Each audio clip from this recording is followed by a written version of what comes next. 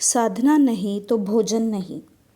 Totapuri camp समाप्त होने के बाद गर्मी की छुट्टी में मैं घर गया। इस समय घर के परिवेश में मुझे थोड़ा सा अंतर मालूम हुआ। वह थी मेरी लौकिक माँ की अनुपस्थिति, अर्थात परलोक प्रस्थान। बड़ी लौकिक भाभी ने उसे पूरा करने की भरपूर कोशिश की थी। वे मेरी समस्त आवश्यकताओं की पूर्ति मुझे बिना कहे कर दे रही थी। मेरे मातृवियोग को अपने स्नेह से वे पूरा कर रही थी। उस महिला ने कभी स्कूल का मुख नहीं देखा था। स्कूली ज्ञान की कमी थी। धर्म कर्म में बड़ों की सेवा करना ही उनका धर्म था।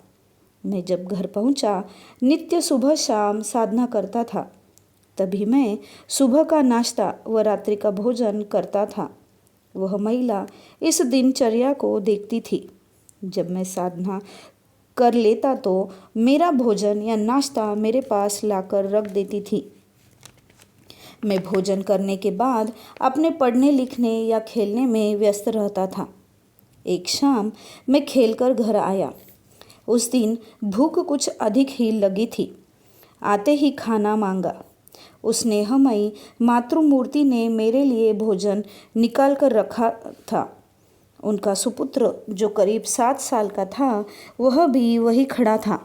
मैंने भोजन करने के लिए जैसे ही चावल दाल मिलाकर प्रथम ग्रास लेने के लिए हाथ उठाया ही था कि वे कड़े शब्दों में बोली, क्या तुमने आज शाम को आँख कान बंद कर ध्यान किया है?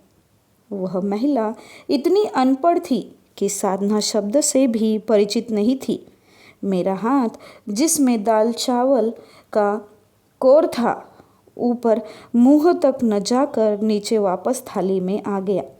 मैंने जवाब दिया, हाँ, मैंने आज शाम को साधना नहीं की है।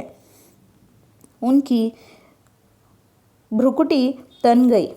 उन्होंने कहा, तुम क्या जानवर बन गए हो जो बिना आँख कान बंद किए खाते हो? तुम पहले आँख कान बंद करो, फिर भोजन करना।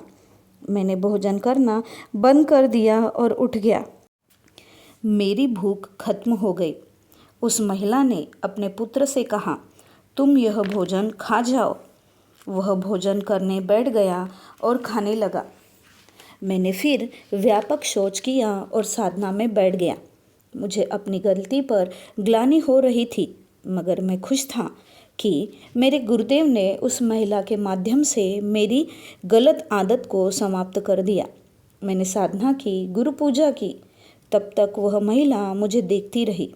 जैसे ही मेरी साधना पूरी हुई, उसने मेरे लिए भोजन लाकर सामने रख दिया। मुझे ऐसा लगा जैसे वह मुझे कह रही हो, जब तक तुम आँख कान बंद नहीं कर लेते हो, तुमको भोजन करने का अधिकार नहीं है। गुरु किस रूप में किस तरह से गाइड करते हैं, मैंने महसूस किया। आज मैं साधकों के बीच खासकर माताओं को इस घटना का उल्लेख अवश्य करता हूँ और कहता हूँ, यदि माँ अपने बेटे बेटियाँ या परिवार के अन्य सदस्यों को यह याद दिलाएं कि क्या तुमने आज की साधना की है? यदि नहीं, तो पहले साधना करो, बाद में भोजन करना। समाज में आध्यात्म की आधार भूमि तैयार करने में प्रत्येक माँ का बहुत बड़ा हाथ होता है। नहीं तो समाज में साधक का नहीं, पशु का निर्माण होगा। उस घटना को हुए बहुत दिन हो गए, मगर मेरे जीवन में यह गुरु मंत्र की तरह याद है। उस स्नेहमयी माँ को मेरा नमस्कार है।